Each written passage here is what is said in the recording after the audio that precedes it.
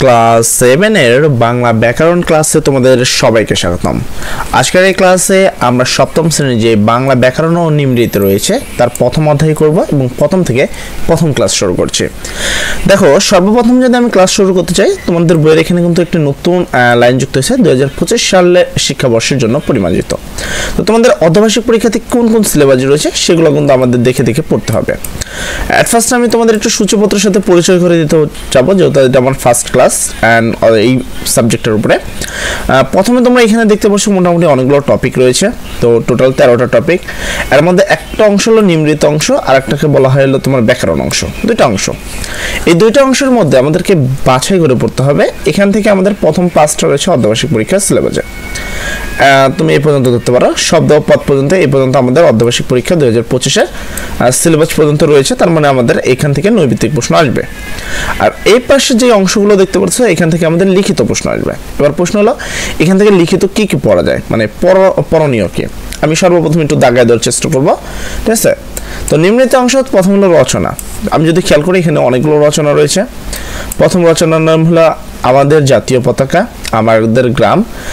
তারপর হলো দর্শনীয় স্থান, বাংলাদেশের নদ নদী, জাতীয় কবি কাজী নজরুল ইসলাম, কি ধরনের বই পড়তে আমার ভালো লাগে, আমার চারপাশের প্রকৃতি।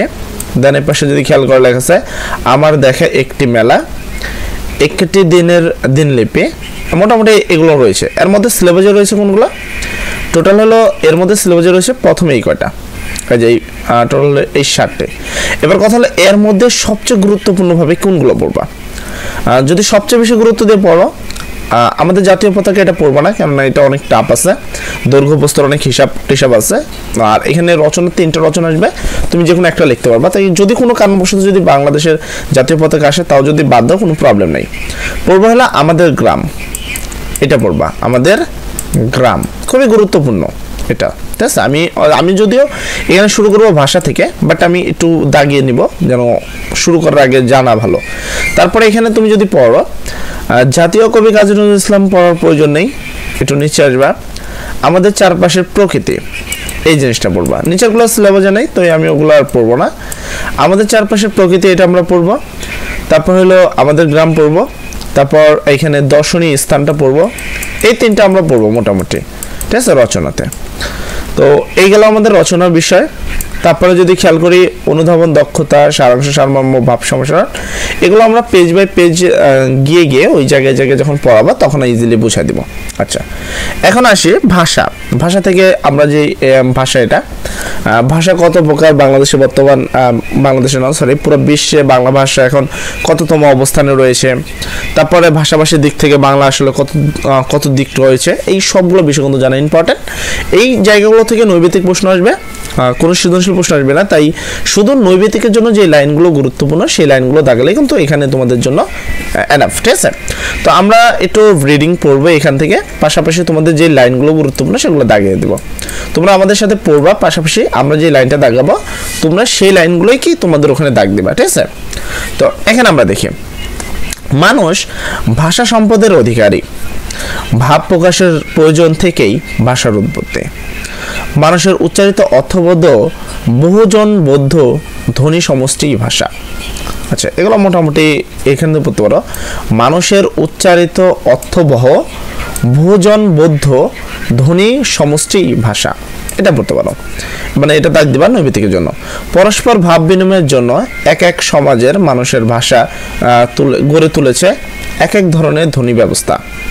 ভাষা হচ্ছে অর্থবোধ প্রণালীবদ্ধ ধ্বনির প্রতীক, এই লাইনটা দাগ দিবা। ভাষা হচ্ছে অর্থবদ্ধ প্রণালীবদ্ধ ধ্বনি প্রতীক। মানুষ তার কণ্ঠ নিঃসৃত যে ধ্বনি বা ধ্বনি সমষ্টির মাধ্যমে ভাব ও অনুভূতির অন্যের কাছে বোধগম্যভাবে পৌঁছে দেয়, তাই ভাষা। তো এখানেও তুমি এই লাইনটাও দাগ দিবা, কারণ ভাষার সংজ্ঞাটা দেওয়াই থাকবে, খালি তোমাকে নিচে অপশন দেওয়া থাকবে যে এটাকে কি বলে, ভাষা, ধ্বনি, রূপতত্ত্ব, এরকম টাইপের শব্দ, ব্যাকরণ, বাক্য। তো কনফিউশন হয়ে যাবে। এই ধরনের নৈবিত্তিকগুলো একটু টাফ থাকে, তো একটু ভালো করে দেখলে তুমি ইজিলি পারবা।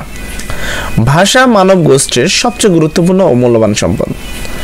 সমাজবদ্ধ মানুষের পারস্পরিক ভাব বিনিময়ের ভাষা একটি উন্নত মাধ্যম। মানব সভ্যতার বিকাশে ভাষার ভূমিকা অপরিসীম। আদিমকালে মানুষ যখন গুহাবাসী, বন্য ও অভ্যাব্য ছিল, তখনও মানুষ নিজেদের মধ্যে ভাবের আদান প্রদান করত। তখন ভাব বিনিময়ের মাধ্যম ছিল ইশারা, ইঙ্গিত ও অঙ্গভঙ্গি। তাহলে আদিম যুগে ভাব কি ছিল, এটা লিখবা যে আদিমে বা আদিমকালে ভাব বিনিময়ের মাধ্যম ছিল ইশারা, ইঙ্গিত, অঙ্গভঙ্গি ইত্যাদি। এগুলো ভাষা বিকাশের প্রাথমিক রূপ হিসাবে বিবেচ্য। তার মানে প্রাথমিক রূপ, ভাষার যে প্রাথমিক রূপ সেটাকে ইশারা, ইঙ্গিত, ঠিক আছে, এটা হলো ভাষার প্রাথমিক রূপ। বস্তুত আদিকাল মানুষের পারস্পরিক ভাব বিনিময়ের জন্য যেসব মাধ্যম ব্যবহার করতে হতো সেগুলো হলো, তো মানুষ কি কি ভাষা, মানে কি কি মাধ্যমে আদিম যুগে বা অতীতে, মানে যখন আমরা যে এখন বাংলা ভাষার কথা বলছি, ইংলিশ ভাষার খুবই গুরুত্ব, এরকম যে আমাদের বর্তমানে কিন্তু প্রচুর পরিমাণে ভাষা রয়েছে, কিন্তু যখন আদিকাল ছিল তখন কিন্তু সবার ভাষা একটাই ছিল, তো কারণ নির্দিষ্ট কোনো ভাষা ছিল না। তখন তারা কি ইশারা, ইঙ্গিত করতো, অঙ্গভঙ্গ ব্যবহার করতো, নাচতো, চিত্র করতো, এগুলোর মাধ্যমে একজন মানুষকে বোঝাতো। তো এই যে কিভাবে মানুষের মধ্যে কথোপকথন চলতো আদিমকালে, এই 4টা টপিক তোমরা মনে রাখবা, ঠিক আছে।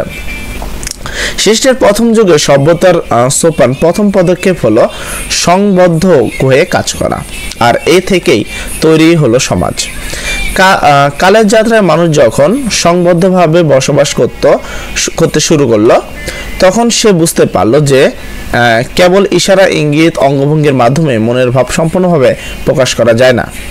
নিরন্তর প্রচেষ্টা, বুদ্ধি ও সাধনার মাধ্যমে কালক্রমে মানুষের ধ্বনির প্রণালীবদ্ধ উচ্চারণ ও ব্যবহারের ক্ষমতা হলো। তার মানে মেন কথা এখানে বলেছে যে দিন দিন মানুষ আমরাকে নিজেকে অ্যাডভান্স করেছি, আমরা নিজেকে অ্যাডভান্স করার ফলে কি আস্তে আস্তে ওই যে ইঙ্গিত টিঙ্গিত ছিল ওগুলো উঠে গিয়ে আজকে আমি এই যে তোমাদের সামনে স্পষ্টভাবে কথা বলছি, তুমি আমার কথাটা স্পষ্ট বুঝতে পারছো। যদি ভাষা না থাকতো তাহলে কিন্তু আমি তোমাকে কখনোই এই বিষয়টা বোঝাতেও পারতাম না, বা তুমি আমার কথা কখনোই বুঝতেও পারতাম না। তো আসলে ভাষার জন্যই কিন্তু আজ আমরা এত সহজভাবে কথোপকথন করতে পারছি। দেখো এখানে বলেছে মানুষের কষ্ট নিঃসরণ বাগধ্বনি ভাষা হিসাবে গৃহীত। তাহলে এখানে বলেছে মানুষের কণ্ঠ নিঃসৃত, আমাদের কণ্ঠ থেকে যেগুলো বার হয়, ঠিক আছে, বাগধ্বনি ভাষা হিসাবে গৃহীত। বলা বাহুল্য ইঙ্গিতের মাধ্যমেও ভাবের আদান প্রদান করা যায়, কিন্তু কণ্ঠধ্বনি হচ্ছে মানুষের অনুভূতি প্রকাশের সর্বোত্তম প্রক্রিয়া। তার মানে কণ্ঠধ্বনি হলো মানুষের ভাষার প্রকাশের সর্বোত্তম প্রক্রিয়া। তো এই লাইনটা তোমরা দাগ দিতে পারো। ইঙ্গিতের মাধ্যমেও কি ভাবের আদান প্রদান করা যায়, কিন্তু কণ্ঠধ্বনি হচ্ছে মানুষের অনুভূতি প্রকাশের সর্বোত্তম প্রক্রিয়া। কণ্ঠধ্বনির মাধ্যমে মানুষ সূক্ষ্মভাবে প্রকাশে সক্ষম। তাই আমরা ভাষা বলতে বুঝি বাকযন্ত্র সৃষ্টি সর্বজনবদ্ধ, এই লাইনটা রাখ দিবা তোমরা, ঠিক আছে। আমরা ভাষা বলতে বুঝি বাকযন্ত্র সৃষ্টি সর্বজনবদ্ধ ধ্বনি সমষ্টিকে, ঠিক আছে। অর্থাৎ মানুষ তার মনের ভাব প্রকাশ করার জন্য কণ্ঠ, জিহ্বা, ওষ্ঠ, দন্ত, নাসিকা, মুখগহ্বর বিবিধ বাকযন্ত্রের সাহায্যে বোধগম্য যে ধ্বনি বা ধ্বনি সমষ্টি উচ্চারণ করে থাকে, সেই ধ্বনি বা ধ্বনি সমষ্টি ভাষা। এবার এখানে কথা রয়েছে, এখানে ধ্বনি সমষ্টির কথা পরে বলি, আগে বাকযন্ত্র বলে একটা কথা রয়েছে। বাকযন্ত্র মানে কি? বাকযন্ত্র বলতে যে আমাদের গলা থেকে শুরু করে জিহ্বা, আমাদের ঠোঁট থেকে শুরু করে আমাদের যে তোমার নাসিকার নালী পর্যন্ত রয়েছে, সবগুলোই কি আমাদের বাকযন্ত্র। যেমন হলো কণ্ঠ, জিহ্বা, ওষ্ঠ, দন্ত মানে দাঁত, নাসিকা মানে নাক, এই যে টপিকগুলো রয়েছে এগুলো সবই কিন্তু বাকযন্ত্র, ঠিক আছে। আচ্ছা, তারপর হলো ভাষার সংজ্ঞার্থ ও বৈশিষ্ট্য। তো আজকের ছোট্ট ক্লাসে আমরা ছোট্ট বিষয়গুলো বোঝানোর চেষ্টা করছি। নেক্সট ক্লাসে আমরা ভাষার এই বিষয়গুলো নিয়ে কথা বলবো ইনশাআল্লাহ। সব ভালো থাকবেন, সব জন্য দরকারি। আসসালামু আলাইকুম।